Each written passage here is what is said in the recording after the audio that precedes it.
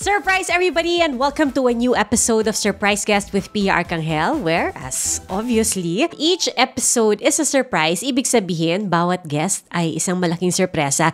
And promise, totoo po, surprise po talaga ang bawat guest. Daming nagtatanong actually kung surprise ba talaga. And the answer is yes. Surprise talaga siya because the idea is we will have a fun, unexpected conversation and we'll see where the conversation leads, especially with today's guest. So I still have no idea who our guest will be, but I will be receiving a set of clues. First clue, part 1. Aba, may 2 parts ng ating set of clues. Ang ating panauhin ngayon, award-winning sa kanyang propesyon.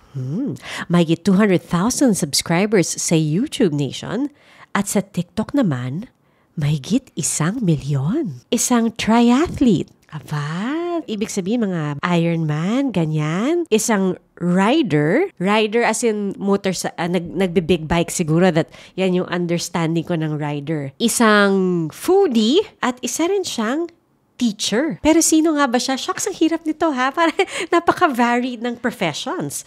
Okay, teacher, rider, foodie, triathlete. Okay, meron pa. Meron pang clues. Part 2. Nagpapaaral ng kabataan. Tumutulong sa komunidad. Ay, okay, alam ko na to. Naakyat ang pangarap na bundok sa ginintoang edad. At sa telebisyon, patuloy ang kanyang paglabas sa brigada sa Eyewitness at pinasarap parang hindi napapagod. Kita naman sa husay at gilas. Alam ko na to. Walang iba kundi si Miss Cara David. Am I right? Cara, ikaw ba yan? Yes! Hi, Cara! Ang dali naman ng mga clue. Uy, nahirapan ako dun sa first part ha. Kasi sabi, triathlete, rider, foodie, tsaka teacher. Oo, kasi napaisip ako dun. Sabi ko, paano kaya yun? And then dito sa second part, naakyat ang pangarap na bundok. So alam ko na ikaw yun. Kaya lang nakalagay sa gininto ang edad. Hindi ko isipin na umabot ka na sa gininto ang edad. So kinabahan ako ng konti. Dapat pala, sinabi, beauty queen yun. Dead giveaway na yun. Ay, gano'n. Dead giveaway na yun. Oo, dead giveaway. Uy, Cara, kamusta na? Oh my gosh, tagal na kitang hindi nakikita. In person, ha? In person. Oo, kasi pandemic, di ba? Nung nag-pandemic, hindi na tayo pumapasok sa network. Tapos on top of that, hindi na rin kasi ako nagre-reporter. Pero syempre, so nasa field ka pa rin all the time with iWit. Tapos syempre, nagsushoot ka for brigada. Ako sa gabi ako pumapasok, so hindi talaga tayo magpapang-abot. So ibig sabihin, marami tayong pagkakwentuhan ngayon. Masyadong alam sa GMA. Ano bang pinagkakaabalahan mo ngayon? Aside of course from your shows, gaya ng nabanggit natin, ikaw ay isang teacher. Actually, kailangan natin i-clarify, hindi ka lang basta isang teacher or professor dahil 'di ba ikaw ngayon ay chair ng department sa UP. Grabe, Cara. Sobrang wow. Hindi, umiikot lang yun. Ako yung naatasan. Napaka-humble naman. Anong ibig sabihin nun kapag ikaw ay chair? Kasi 'di ba, na-interview kita sa Tunay na Buhay, professor ka nun, nakapag-sit-in pa ako sa class mo. Correct. Oo. So ano pinagkaiba ngayon? Ang pinagkaiba lang ngayon, as chair of the department, maraming admin work. So, ako ang in charge sa pag-aayos ng schedule ng lahat ng mga professors. Kasi syempre, ako rin yung isa sa mga nagde-determine kung sino yung mga lecturers na kukunin namin, ano yung mga i-offer namin ng mga subjects, mga ganyan.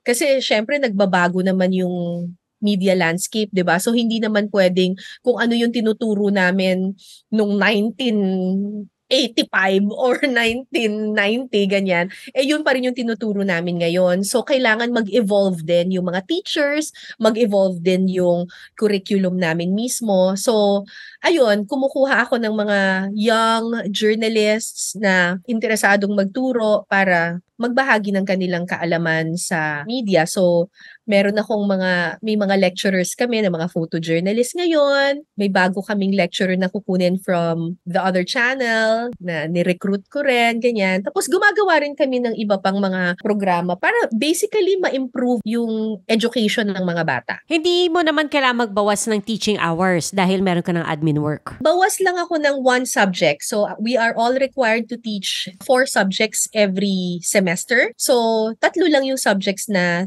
tinuturo ko ngayon. I'm sure yung class mo yung pinag-aagawan tuwing enrollment kapag registration. 'Di ba kasi may mga teacher na gano'n, yung talagang pipilahan mo tapos gigising ka na maaga para mauna ka sa pila. Anong year ba yung tinuturo mo? Freshman ba or Lahat. Nagtuturo ako ng freshman. I teach History of the Philippine Press. So, parang History of Journalism. That's a freshman course. I also teach Introduction to Journalism. That's a sophomore course. Minsan freshman din. I also teach Introduction to Broadcast Journalism, yung magsusulat sila ng script, gagawa sila ng docu for third-year students. Tapos, I also teach pag-uulat sa Filipino, script writing in Filipino, which is an elective. So, ang kumukuha nun minsan mga fourth year or mga third year. Tapos, this sem, magtuturo rin ako ng thesis. wow!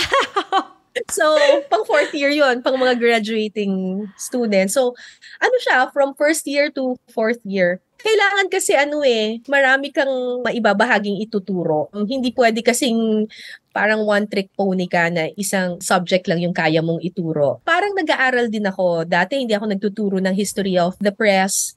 Tapos nag-aral ako para maituro ko yung course na yun. Para mas versatile ka pa rin as a teacher. Kasi syempre, di ba, the learning never stops. Oo. Yun yung akala ng mga tao na parang porke teacher ka na, basta magbabahagi ka na lang ng kaalaman. Hindi. Nag-aaral din kami. Ang dami naming pinag-aaralan. Lalo ngayon with AI. Tapos, mas magaling pa sa technology yung mga estudyante sa amin. Pero teka, ilang years ka na ba nagtuturo? Bale, nag-start ako magturo 2016. 26. So may mga students ka na nakagraduate na. Dami na. May report ko sa GMA. Sino mga estudyante mo na nakakatrabaho natin ngayon? Si Corinne Katibayan. That's right. Si Corinne. Oo. Naging estudyante mo pala siya. Corinne was my student. Star student yon kasi siya, parang ikaw yung sa sports. Courtside reporter. Courtside. Parang ako mga 20 years apart. Yon. So si Corinne, star student yon kasi courtside reporter siya. So everybody imagined her na magiging courtside reporter as soon as she graduated. Kasi courtside reporter na siya nung college pa lang. Pero when she took my class, sabi niya na-inspire daw siya na maging talagang journalist, full-blown journalist talaga. Tinurn daw niya yung offer na maging sports reporter. Tapos, nag-apply talaga. Tapos, nung tinanong siya, gusto niya maging crime beat reporter daw. Wow! Ginusto niya talaga? Oo nga. So, nung inofferan siya ng GMA na mag-crime beat reporter siya. So, si Corinne, dating reporter sa Stand for Truth, si MJ Geronimo, estudyante ko rin yun. Tapos, meron na rin akong mga estudyante na naging researcher sa GMA. Grabe no, Kara, yung line of work mo, the power you have to influence people and to inspire, not just influence, pero to inspire. And syempre to, somehow change the course of their lives. And hindi lang sa pagiging isang profesor, pero syempre sa pagiging isang mamamahayag din. Kasi doon ka naman talaga nag-umpisa, di ba? Sa pagiging isang mamamahayag. Oo. Nare-realize mo ba minsan kung gaano ka lakas yung impluensya mo or I mean, the power you have to inspire other people? Especially young ones. Parang hindi ko naman siya masyadong nilalagay sa utak ko. Kasi baka ma-pressure din ako. Di ba? Nilalagay ko na lang sa utak ko is that you just do a good job. You just do a good job in everything that you put yourself into. Di ba? Gawin mo lang yung best mo. And hopefully, kung may ma-inspire ka din, yay. Kung wala, at least ginawa mo pa rin yung best mo. Mas madali kasing maka-inspire ng mga tao with action kesa yung sasabihin mo talaga, magbibigay ka ng advice. Hindi ako advice giver. So, hindi ako inspirational speaker. Hindi ako magaling din sa mga inspirational talk. I just do my job. Tapos, if some people get inspired with the things that I do, then yay, di ba? In the same way that when I do my triathlon races, nagugulat na lang ako when some people tell me na gusto ko na ring mag-triathlon dahil sa'yo. Tapos parang ako, Tapos sasabihin lang nila kasi parang at your age, kaya mong gawin yun, bakit hindi ko kayang gawin? So, nagugulat na lang ako na parang, nakaka-inspire pala ako. Wala naman ako sinabing, guys, mag-triathlon kayo, ganun. It's just that, siguro, people see that a 50-year-old woman can do all these things. So, siguro kaya ko rin siyang gawin. Parang ganun lang. I don't really inspire consciously. I just do my job and I just enjoy my life. And if people get inspired, then salamat. Oh, but I like what you said na you inspire with actions, not so much with words. I think kami nakikita namin yon, your peers, your colleagues, we see that kasi you tend to excel in everything that you do. Hindi naman, yung love life ngayon lang ako nag-excel. Kasi ang swerte ko sa asawa ko. I-reserve natin yung love life pang mamaya. Dati naman mga palpak din yung mga Ay, yung professional muna. Hindi, kasi diba, parang as a journalist, award-winning journalist, lahat ng big awards, nakuha mo na yan. Tapos, you ventured into YouTube. Meron ka ng silver button sa likod mo, diba? Tapos, as a professor, hindi ka lang basta teacher, ikaw pa yung chair ng department. Tapos, as a triathlete, diba, nag-place ka pa in your triathlon. Parang, wow, ano bang hindi kayang gawin ni Cara David? Swerte lang. So, ikaw mismo nagbanggit, yung Achilles heel mo pala, love life noon. Pero ngayon, hindi na. Kasi swerte ako sa asawa ko. Swerte lang. Lagi kong sinasabi yun, baka swerte lang or panahon lang ba? Yung paglingon mo, nandiyan ba siya? Nandiyan ba si LM? Nandiyan siya? Wala na sa kabilang kwarto. Okay. Pero dumating kasi siya sa tamang panahon, di ba? Oo. Actually, iniisip ko yun kung tama ba yung parang late nga yung pagdating niya kasi dumating siya 44 years old na ako. So, hindi na kami magkakaanak, 'di ba? Parang minsan nag-uusap kami, sana pala dumating ka ng mas maaga para mas matagal yung panahon na magkasama at pwede pa kaming bumuo ng a bigger family, 'di ba? Pero naisip ko rin na kung dumating din pala siya ng mas maaga, baka hindi pa ako ganun ka-mature at hindi pa rin siya ganun ka-mature nung time na nagkita kami. Parang feeling ko rin, shucks, baka 5 years before or 10 years prior to our meeting, sobrang masungit na tao ako tsaka maldita akong tao. So baka hindi rin niya ako nagustuhan. So, tama na yung timing niya. Ako. Pero parang how mature of you to mention that, di ba? Kasi, di ba, malaki yung agwat namin sa edad. So, parang sabi ko, kung na-meet ko pala si LM 10 years before naging kami, baka cradle snatch. Bakit? Ilang years ba ang agwat ninyo? 13. 13! Uy, 13. Parang hindi halata. That means kasi mukha kang bagets, di ba? Alam ko kasi mukhang matanda yung asawa ko. Hindi. Baka magalit sa akin si LM. Hindi. Dahil mukha kang bagets.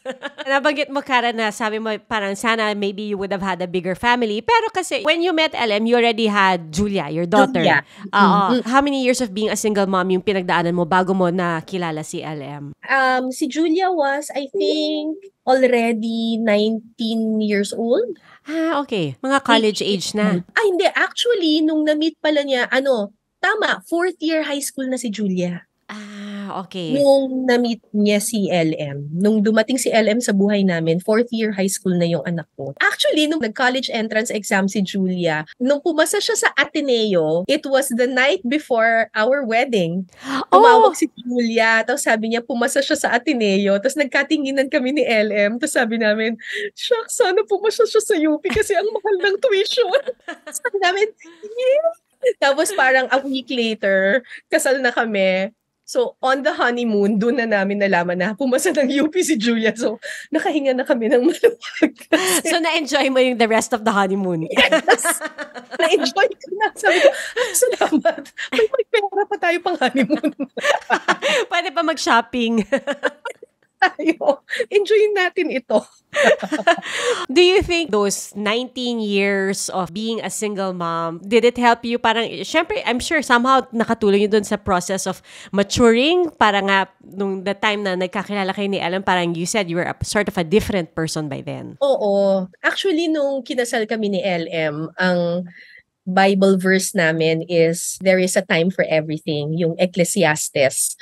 Kasi na-realize ko nung time na yon na may panahon talaga ang Panginoon sa lahat ng bagay at hindi dapat mainip. Hindi tayo dapat mainip kasi God's time is the best time. alam ko there were a lot of times in my life na iniisip ko, bakit wala pa akong matinong asawa? Bakit wala pa akong boyfriend? Bakit wala pa akong ganito? Ba't hindi ko pa ito nakukuha? Yung pala, hinahanda lang talaga ako ni God for the right time. And ang perfect lang talaga ng timing ng lahat. Nung dumating si LM, yun yung time na mas kalmado na rin ako sa buhay ko, hindi na ako nai-insecure sa trabaho ko, mas secure na ako with my job, with my career. Hindi na rin ako kasing busy. Nung dumating din si LM, pa college na si Julia, marami na rin akong nalaman. Kumbaga mas matatag na ako as a person. I don't regret, pati yung pagiging single mother ko, I don't regret it. Feeling ko naging mas strong ako because I was able to endure all those things. And nagpapasalamat ako na naging single mother ako. Kasi ang dami kong natutuhan nung mga panahong iyon. It made me a better person. Everything that we go through in life just makes us stronger. Yung pagiging single mama, did it somehow bring you and Julia closer together also? Or syempre may mga struggle din yan na, syempre pag nagdadalaga ka, may mga away-away, tampuhan. Admittedly, syempre may mga resentment on her part na hindi ako nakapagbigay ng ganun karaming time. Kasi when you're a single parent, kailangan mong doble magtrabaho. Kasi, di ba, ginagawa mo yung trabaho to provide for your daughter. Solo ka lang eh. So, doble yung trabaho ko sa pagkayod sa trabaho. Tapos, kailangan mo pang i-juggle with that yung pagiging nanay mo and tatay at the same time. 'Di ba? So, most of the time, ang nangyayari nun, kulang na kulang ako sa oras sa kanya. At yun yung pinaka-nire-regret ko. Kasi because I was working so hard, I was working 2, 3, 4 jobs at that time to be able to provide for her. Naubusan ako ng oras, personal time with her kasi I was just really juggling my schedule. Naging magaling ako sa multitasking. Si Julia naman, naging very independent. Hindi siya clingy na kind of person, hindi siya ganong klaseng person. Napaka-independent nung anak ko. Kaya niyang sarili niya. Alam mo yon, high school pa lang yun, nagpunta na yun sa ibang bansa on her own. Ni-represent niya yung school niya sa Nepal for a conference. Ang lakas ng loob. Ang lakas ng loob ng bata. Nung finally dumating na si LM sa buhay namin, may kahati na ako sa pag-aalaga or sa parenting. Doon na kami nagkaroon ng mas maraming bonding as mother and daughter and as a family. Mas naging close pa kami lalo. Kumbaga yung first 18 years of our lives, pinatatag lang kami, ginawa lang kami parehong strong. Tapos yung bonding ng mother and daughter, dumating siya after when LM was already there. Kasi pwede na namin i-enjoy yung buhay namin. Oh, and ngayon kayo ni LM 7 years? 7 years together? Tama ba? 2016? Hindi. 2018 kami kinasal. Okay. 2016 kayo nagkakilala. Nagkakilala, oo. Pero kinasal kami 2018. Okay. Curious ako. Kasi, babalikan ko to. Kasi, favorite ko talaga pag-usapan love story eh. Kasi sabi mo kanina, parang marami kang naging mistakes in the past. So, dumating ka ba dun sa punto na parang give up ka na sa love life? Oo. Talaga? As in, years bago dumating si LM? Oo, when I turned 40 years old, actually, nung nag-35 pa lang ako, medyo nadedesperado na ako ng konti. Kasi parang, wala na ako sa kalendaryo. Pero sabi ko, nasa thermometer pa ako. Wala pa akong lagnat sa thermometer. Sabi ko, delikado na tayo dito pag umabot tayo ng 40 kasi may trangkaso na yon. So sabi ko, mga 35, meron ako mga bucket list na nun, na mga bundok na gusto kong akyatin, etc. Hindi ko siya inaakyat. Kasi sabi ko, aakyatin ko to with my husband, with my fiancé, whatever. Tapos when I turned 40, wala akong boyfriend. Tapos parang ako, ano nang nangyayari? So, nung 40 years old ako, sabi ko sa sarili ko, mukhang wala na. Mukhang wala na akong magiging boyfriend, ganyan. Mukhang single na ako forever. Inakyat ko na yung mga bundok na gusto kong akyatin mag-isa. So, I went to Greece to climb Mount Olympus on my own. Wow! Tapos, I went to Japan to climb Mount Fuji on my own. Tapos, nagpunta ako ng Mount Apo to climb Mount Apo, syempre with the crew. Sabi ko, ako na lang isa. Isang buwan akong nasa alone lang ako, mag-isa lang akong nagta-travel. Tapos sinabi ko lang sa sarili ko, kaya ko naman atang maging masaya even without someone. Tinanggap ko na, nung 40 years old ako, tinanggap ko na sa sarili kong wala na. Hindi na ako magbo-boyfriend. Hindi na ako mag-aasawa.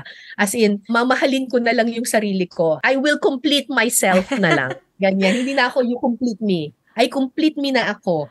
Ganyan. Ginawa ko na lahat ng mga gusto kong gawin, ng mga bucket list, whatever. Kaya nung na-meet ko si LM, nasa mga 42, 43 years old na ako nung na-meet ko siya. Ang una ko sinabi sa kanya, hindi na ako interesadong magkaroon ng boyfriend. Kasi sawa na ako. Pagod na ako and I'm happy with myself.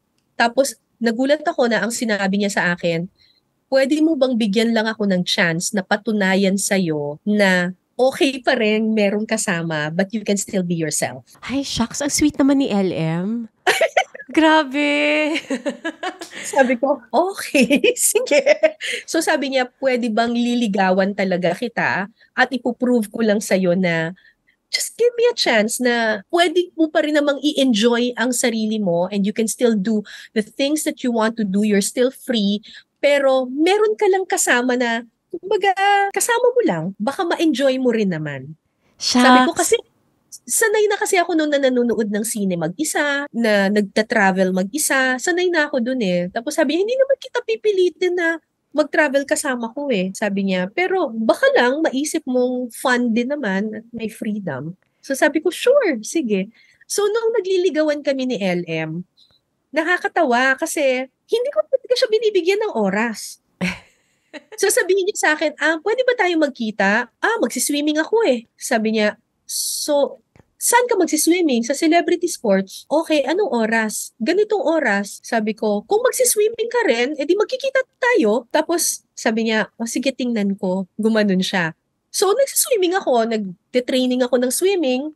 Tapos, biglang pag-ahon ko na lang ng ganun, may makikita na akong tubig at saka saging. Tapos nandun si LM. Tapos sabi niya, baka lang uhaw ka na or gutom ka na. Alam ko potassium, saging, okay to sa mga athlete. Ay, ang sweet naman. So sabi ko, thank you. So iinom ako. Tapos sabi niya, aahon ka na ba? Sabi ko, ay hindi. 1 kilometer lang po, 2 kilometers ngayon. Tsaka lang swimming ako ulit. Ganun siya. So, kasama ko siya sa triathlon. Si LM, nung time na yun, para makita niya ako, kailangan niyang maghintay doon sa swimming pool para lang makita niya ako. May mga times na sasabihin ko, magbabike ako eh. Kung gusto mo ako makita, di magbike ka rin. So, nagbike siya, nag-mountain bike siya, mamatay-matay na siya sa kaka-mountain bike kasi sabi niya, ano ba ito, mamamatay na ako. Sabi ko, di sana hindi ka sumama.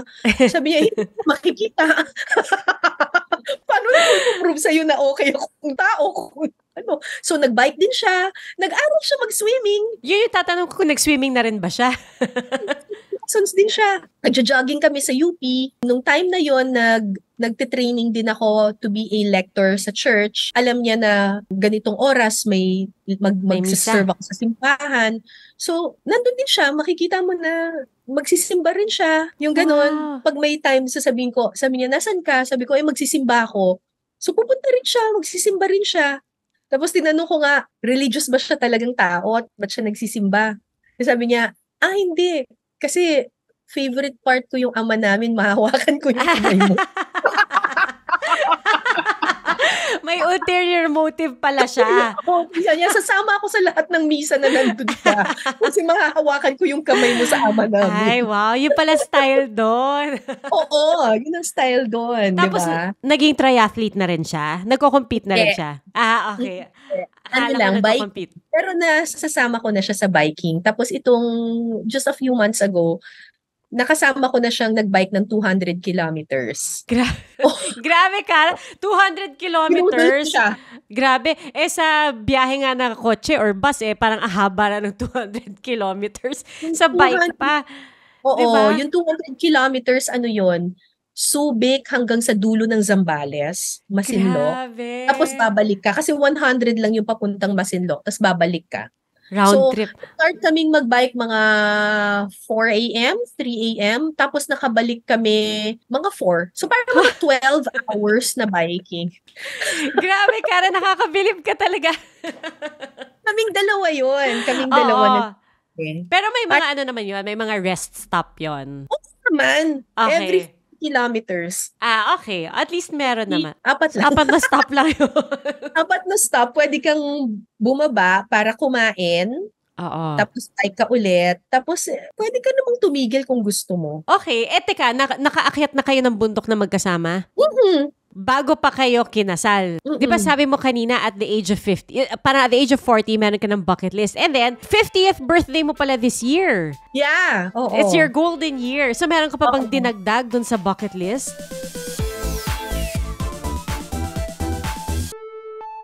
Life hasn't been easy lately, so we're here to make your day, featuring amazing, funny, and heartwarming stories to bring you something bright and sweet and get you dancing through tough times. Simple joys that remind us of the many reasons we can still smile. Cleanse your timeline with Make Your Day. Join us on YouTube and Facebook and share your stories too. Let's spread more awesome, wholesome content out there. Make your day! 50th birthday mo pala this year. Yeah. Oo. It's your golden year. So, meron ka pa bang dinagdag dun sa bucket list na mga Marami pa. Yung giting-giting, ginawa ko na yan siya for eyewitness. Originally, dapat kasama si LM, pero we decided on the last minute na wag na lang siya isama kasi para makaakyat ka sa giting-giting, kailangan nakaakyat ka na dun sa mga major mountains dito sa Pilipinas. So, since hindi pa siya nakaakyat ng mga major mountains, wag na lang muna. And nung inakyat namin yung giting-giting, sabi ko, buti na lang, hindi ko sinama si LM kasi baka hiwalayan ako nito. Sobrang hirap. Kasi kahit yung sarili ko, hindi ko pinatatawad. Ang hirap-hirap nung bundok. Ang mission ko is to do a full Ironman, to complete a full Ironman when I turn 50. Next year na yon. Next year na yung full Ironman. Na bago ako mag-51, sana man lang makapag full Ironman na ako. Kasi yung nagagawa ko pa lang half. So, yun yung sa mga gusto ko pang bucket list. Kaya nagte-training pa ako. Pwede mong yun? Pwede mo bang i-document rin yun, yung full Ironman mo? Actually, gusto yan gawin ng eyewitness na i-document nila. Kaso lang, sabi ko, pwede naman. Yun nga lang, that's a lot of pressure kasi hindi ko katapos. Wala namang makakaalam. Mag-iba na lang ng topic bigla. Tapos wala pa kaming episode. Hindi pa susweldo yung cameraman ko.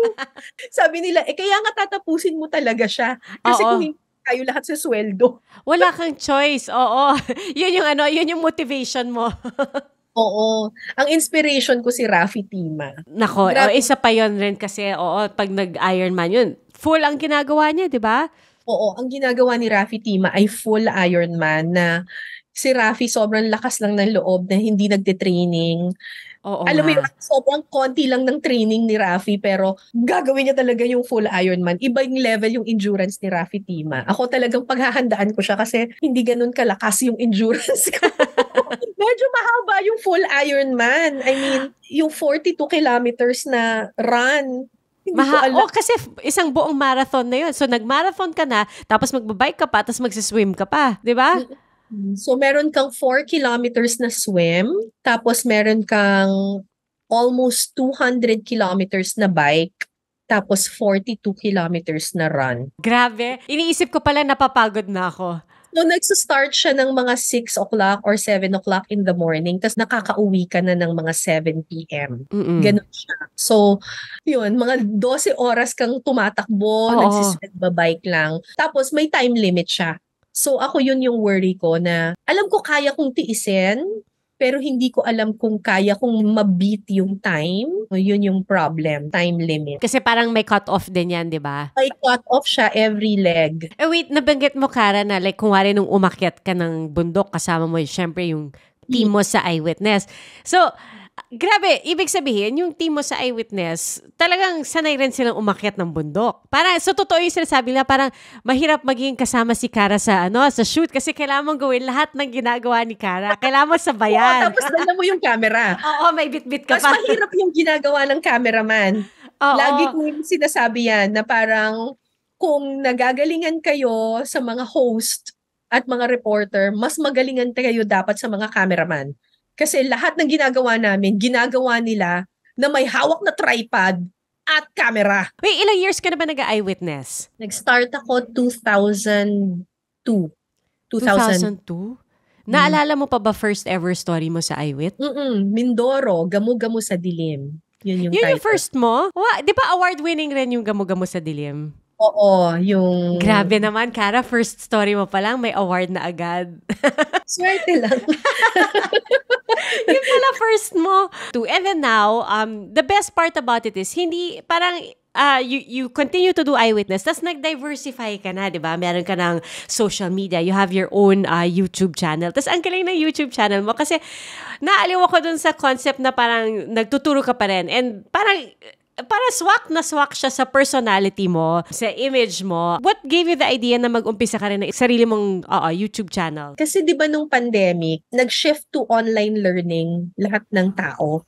Tapos, kinuha kami na maging, yung DepEd teacher something. Parang may project nun ng DepEd na tuturuan ng mga journalist, yung mga teacher kung paano humarap sa camera, ganyan. So, gumawa ako ng isang tutorial for the DepEd teachers. At the same time, yung mga klase rin namin sa UP, naging online lahat. So, syempre, kailangan kong gumawa ng mga demo at saka mga lesson para sa mga estudyante ko. So, sabi ko, ang boring naman kung puro Zoom lang ang gagawin namin. So, gumawa ako ng mga tutorial para sa mga estudyante ko tsaka para dun sa mga DepEd teachers.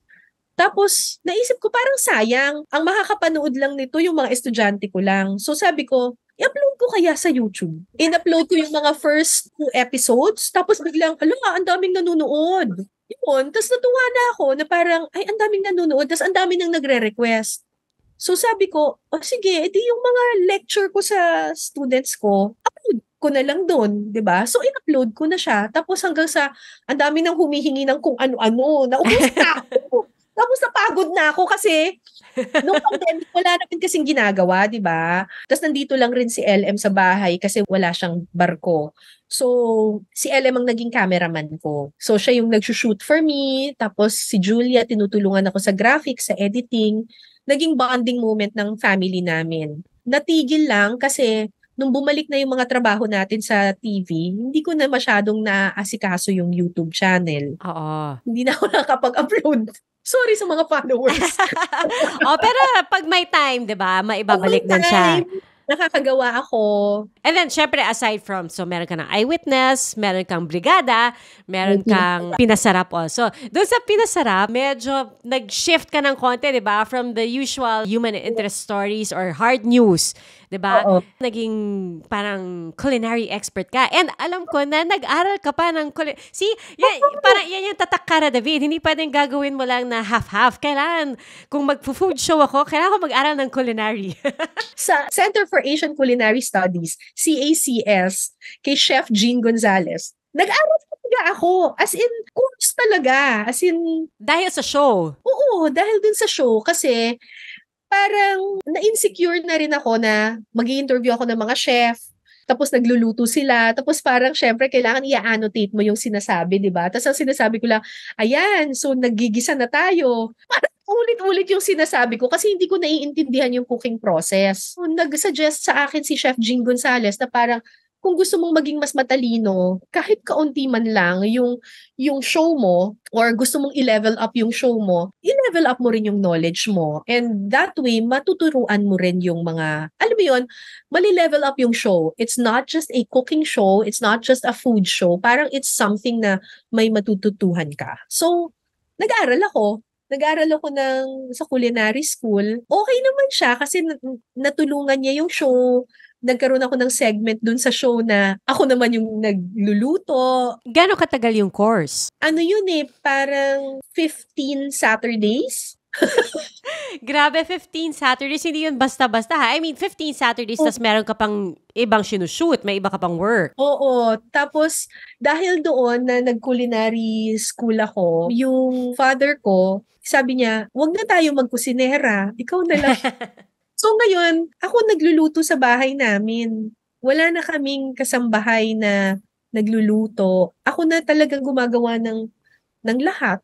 Hanggang ngayon. Oo. So, I devote mga 3 days of the week just cooking a lot of things. Tas nilalagay na lang sa freezer. Okay. Para iinitin na lang. Iinitin na lang. Yung ganun. Kaya nung pandemic, hindi kami masyado naging dependent sa pag-order. Oh, so may question ako. Kasi 'di ba pinakabago yung Pinasarap. iWit tsaka Brigada. Tsaka covering the news, which you did for a long time. Parang, kumbaga parang autopilot ka na doon, di ba?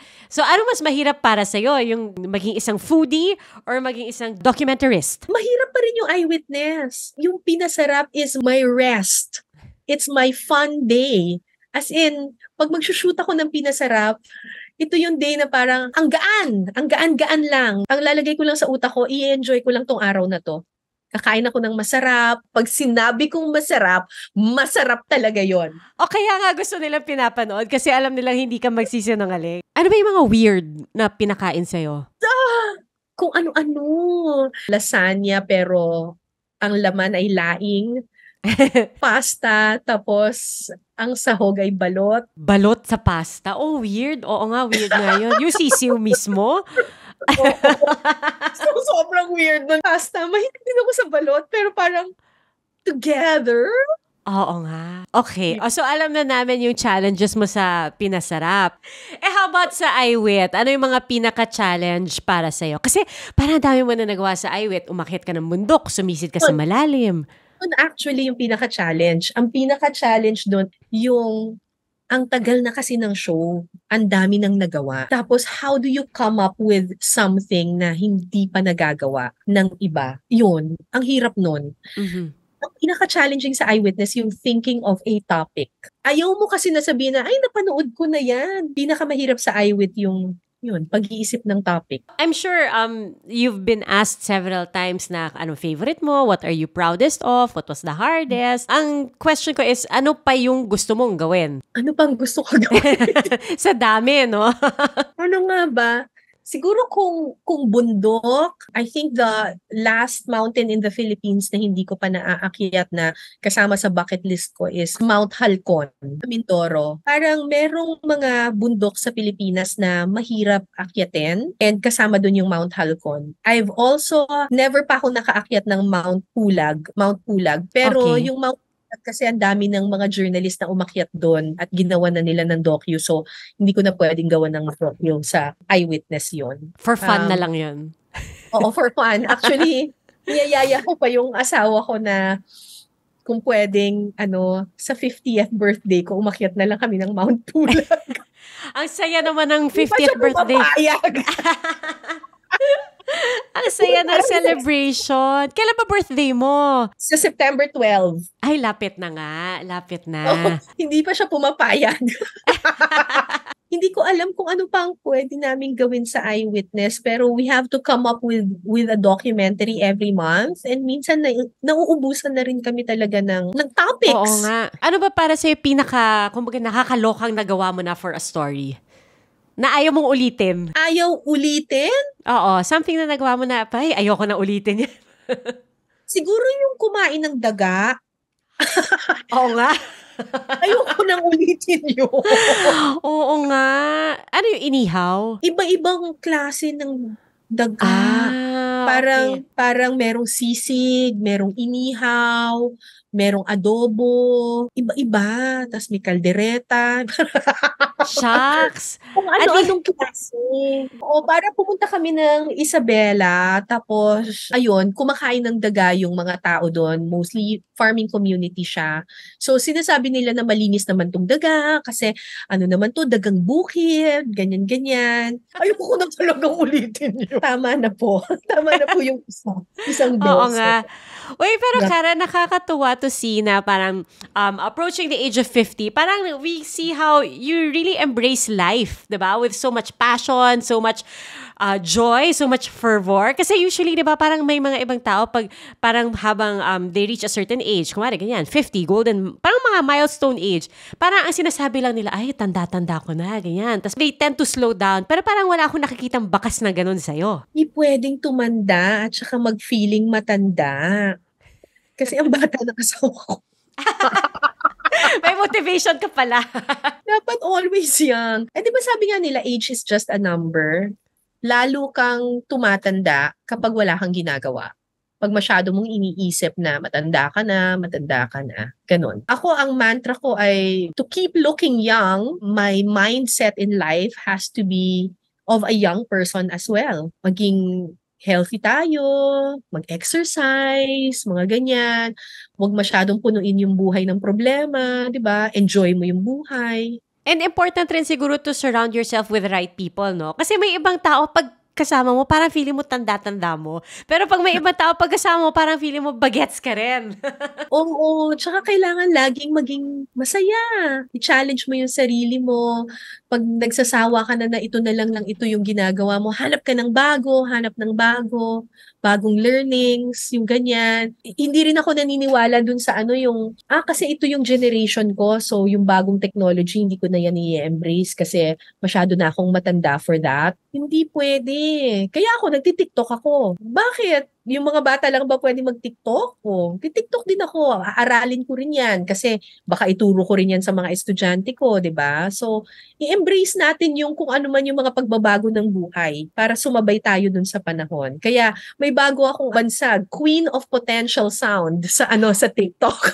Wow, Queen of Potential Sound? Oo! Sa mga nagti-TikTok, alam nila yan. Napaghalata tuloy. Oo. Sa TikTok kasi, pwede mo siyang i-dub, di ba? Oo. Meron akong mga videos na dinadub nila, tapos nilagyan nila ng ibang meaning. Alam ko yan, napanood ko yan. Yun ba yun, nanghuhuli ka ng alimango. Tuwang-tuwa ako dun sa video na yun. Guys, kung kilala ninyo ako, hindi ko minimin na gawing bastos. Nagugulat na lang ako na biglang, ay, bastos pala yung nasabi ko. Hindi ko lang naman eh. Parang may isang video yung suman. Kasi nagpunta kami ng Pampanga, tapos ang sabi sa akin ng gumagawa ng suman, meron dalawang klase ng suman. Yung suman na tinipid at saka yung suman na talagang kumpleto sa recados. So, tinanong ko, paano nalaman kung kumpleto yung recados ng suman at saka yung tinipid na suman? So, tiniktok ko yon. Sabi ko, para malaman ninyo kung ang suman ay tinipid, pag binuksan mo yung suman, gaganon yung suman. Kasi ibig sabihin, konti lang yung hindi naggalapong doon. Konti lang. So, tingnan natin itong suman na ito. So, binuksan ko yung suman. Tapos, pagbukas ko ng suman, nakaganon talaga yung suman. So, yung tayo, ganyan ako. Sabi ko, bang level, hindi ito yung suman na to. Tapos, yun. Pala, gagawin nila sa ibang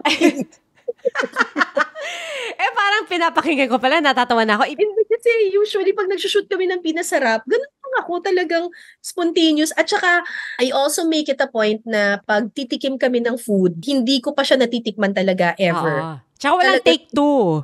Walang take two. Talagang, so pag magsushoot kami ng pinasarap, nandyan na yung camera, tapos may nakalagay na rin na pang TikTok na nandun na cellphone. Para talagang yung pagtikim ko, makukuhaan talaga kung ano yung talagang totoong reaction. Minsan, may mga masasabi ako talaga na hindi ko naman naisip na bastos pala yun. Actually, hindi naman siya bastos eh.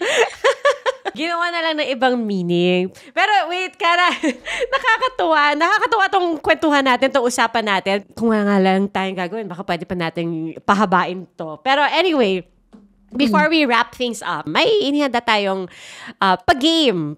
Game ba to? Teka, check natin. Surprise kasi to eh. Tama, game. Walang suman. Suman yung premyo.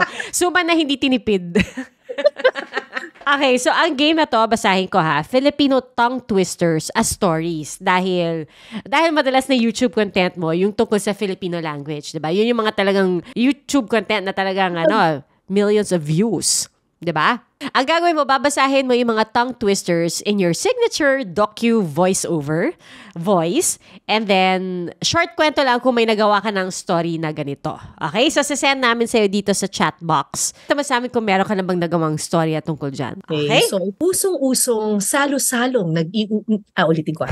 Usong-usong salo-salong nagsisi-usyosohan ang mga aso sa asosasyon sa Azucena. Wow, Yeah. Kara, pag ikaw nag-voice, parang parang hindi siya tongue twister. Parang lang talaga, smooth lang. Ganun lang. Teka, meron ka na bang nagawang storya tungkol sa aso? Meron, di ba? Yung nagsuot ka nung parang gear. Dog lover ako. Meron ako mga aso. At ako rin yung nagpapaanak sa mga aso ko. So, sobrang love na love ko ang mga dogs. Meron akong ginawang documentary, Sundalong Aso, ang title niya.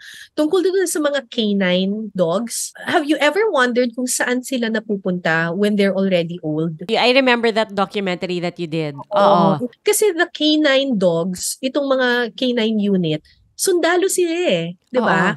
So, paano yung mga sundalo na tao, nagre-retire sila or nabibigyan sila ng medalya, may retirement pay sila, etc. Yung mga aso, marami dito nasasabugan ng bomba, napipilayan during the war. Tapos ano nangyayari sa kanila? Pagkatapos, they are left in cages. Yung iba sa kanila bulag na, wala nang isang paa. Tapos nandun lang sila sa cage, walang nag-aalaga sa kanila, or they're left there. So, yun yung naging documentary namin. Merong isang NGO na ang ginawa nila ay naghanap sila ng mga adoptive families for these hero dogs. Nakakaawa na nakaka-inspired din kasi merong mga aso na at the end of their lives, pagkatas nilang magsilbi sa bayan, kahit papano, nakapag-ano pa rin sila, naka-experience pa rin sila ng family life. Ang galing. Tamo, parang ikaw lang mag-iisip na gumawa ng kwento tungkol doon, di ba? ng storya tungkol doon. Sige, punta tayo dun sa next. Ano bang next natin? Kakanan lang sa kangkungan, sa may kakahuyan, si Ken habang kumakain ng kakaibang kakanin kahapon. Mga kakaibang kakaning Pinoy. Ayun, yung suman. Yung suman. Yung pa ba tayo? Yung suman sa Pampanga, may matandang babae doon na nagsabi sa akin, sikreto, alaman po ninyo kung tinipid o hindi ang inyong suman, buksan po ninyo ito, pag tumayo, pak! Hindi tinipid. Okay, next. 77 puting pating. Marami na kaming ginawang story on sharks. Well, nagtubatahan na ako, so meron dong sharks. Tapos, sa Cebu, merong isang lugar doon kung saan you can swim with the thresher sharks. Wala ka bang mga story ang ginawa na parang habang nagsushoot, parang sinasabi mo sa sarili mo, bakit ko ba to ginawa? Bakit ko ba to pinitch? Tungkol sa sa isang volcano sa Indonesia. Isa sa mga bucket list ko yun na umakyat doon sa Kawa Ijen. This is a volcano, an active volcano in Indonesia na matatagpuan sa crater niya yung the world's largest acidic lake. Sobrang acidic lake na yun, as in talagang nakakamatay siya na lake. Kasi papasok ka dun sa crater nung volcano. Tapos naging bucket list ko siya kasi napanood ko siya sa BBC na umakyat doon sa Kawa Ijen, yung isang grupo ng mga documentaries. Tapos wala silang na-shoot kasi nasira yung mga camera nila dahil sobra yung mga fumes, mga toxic fumes dun sa crater. Nasira yung kanilang camera. So parang kulang yung na-shoot nila. So nung napanood ko yun, sabi ko, aakyatin ko yan. Tapos magdadala ako ng maraming camera para kahit na masira yung isang camera or dalawang camera, meron pa akong backup. So nung nagkaroon ng budget yung Eyewitness, sabi, oy, may budget tayo. Mag-out of the country tayo. So lahat ng host ng Eyewitness pinapili kung anong bansa ang gusto nilang puntahan. So syempre yung iba, New York, ganyan. Punta tayo New Zealand, ganyan. Tapos, Caro team, saan kayo pupunta? Indonesia. Visit yung team ko. lahat ng mga pumunta na Japan, kayo, hindi siya. Nasabi siguro nila, bundok na naman.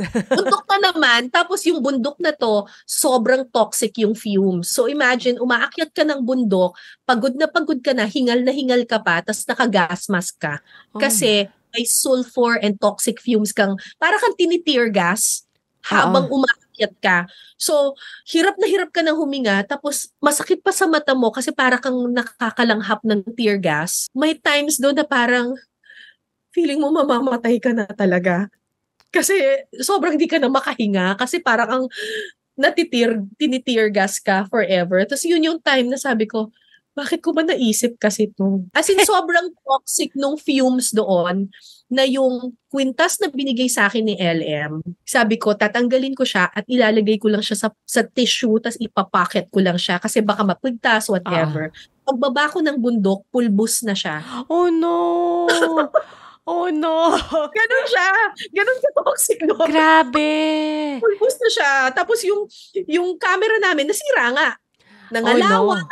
Mga ganon. Sila lang parang, Kara, pwedeng next time hindi ka na mamimili ng ano. Sila na lang daw mamimili para sa'yo. Sige. Eto, punta tayo sa next, natin, VO. Okay.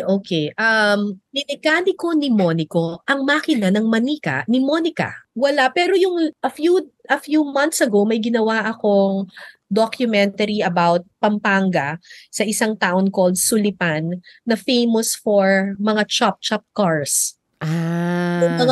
Yung mga parts ng mga kotse na chinop-chop, parang siyang Banawe ng Central Luzon. Tapos, pero hindi ko siya ginawa dahil doon, everybody knows na when you go to Apalit, when you go to Sulipan, when you go to that place, bibili ka ng mga chop-chop cars or mga parts ng kotse. Pero ang hindi alam ng mga tao was that many years ago, nung panahon ng mga Espanyol, that particular barrio used to be one of the richest in Luzon. As in, nag-dine doon sila Rizal, nagpunta doon yung mga Tsar of Russia, yung mga great kings, nagpunta doon sa that small town in Sulipan used to be like the Paris of Central Luzon. Wow. Kasi merong mga mansion doon na ngayon pag pumunta ka, ruins na lang siya. Yung ibang mga mansion, na lang siya ngayon, car parts shop na lang siya. Pero magtataka ka na parang lumang bahay ito. Ngayon, para siyang for cars na lang siya ng mga chop-chop vehicles. Pero dati, it used to be the richest place in Pampanga. Shucks, Kara, parang ang dami ko tuloy kailangan hanapin sa YouTube ng mga documentaries mo. Ang title niya, Lihim ng Casa Sulipan. Naging interesado ako dito because I've been asking myself, bakit nga ba ang Pampanga ang culinary capital of the Philippines? Saan nanggaling yon? And then I did my research and I found out na when the Philippine Republic was established, yung Malolos Republic, di ba may menu? Mm-hmm. Laging feature yun di ba? Yung may menu na French. French menu. Ang nagluto nun ay mga taga-Sulipan, Pampanga.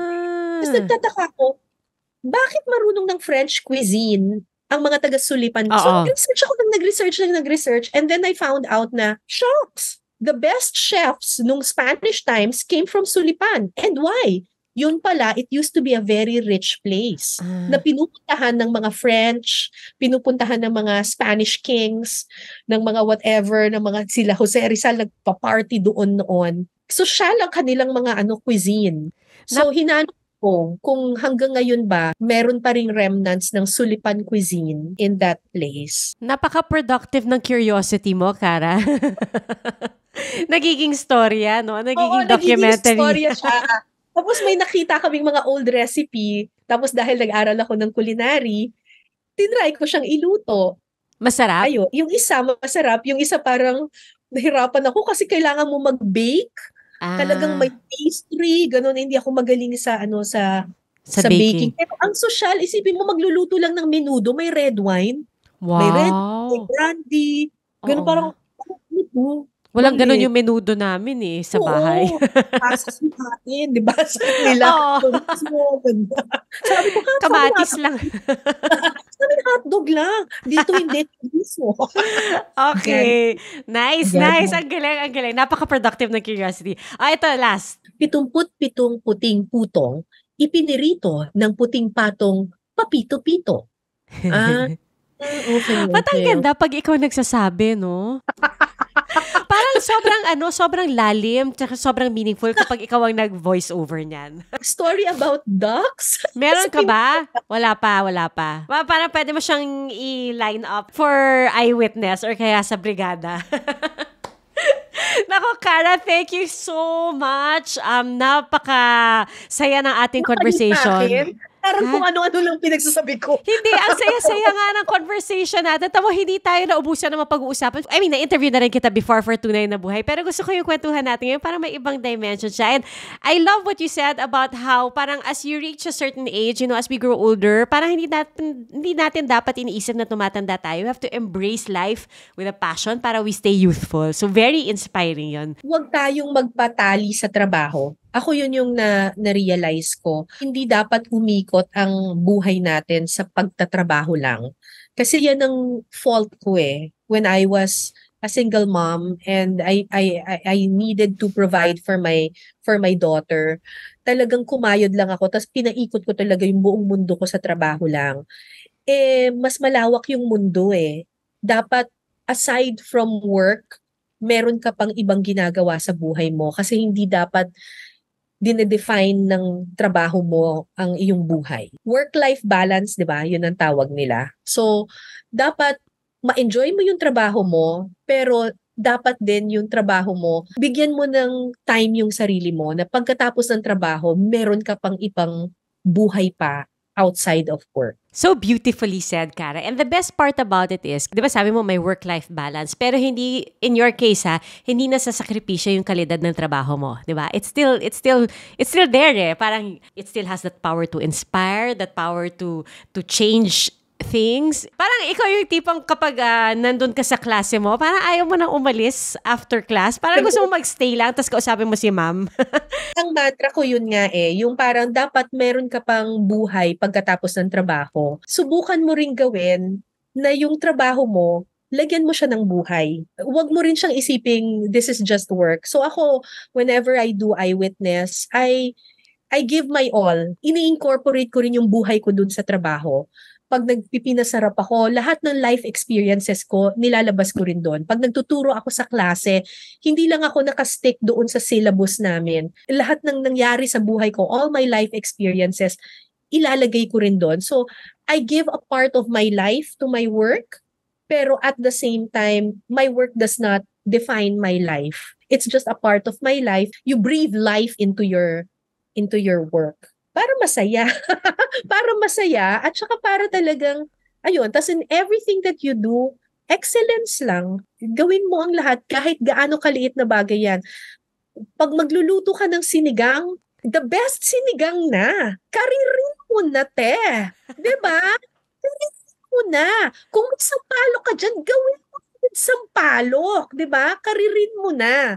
Diba? Magluluto ka na lang rin naman, diba? Bonggahan mo na. Karirin mo na talaga. Thank you so much again for taking time out to be with us. Ang saya-saya talaga ng conversation. Sana magkita na tayo sa totoong buhay, no? Oo nga. Uy, thanks, Cara, ha? Ay, thank you. Thank you. This surprise was planned by the team of Alan Ebora and Aubrey De Los Reyes, edited by Shirley Paghiligan with the wonderful people of GMA Integrated News. Don't forget to like and subscribe. Till the next surprise!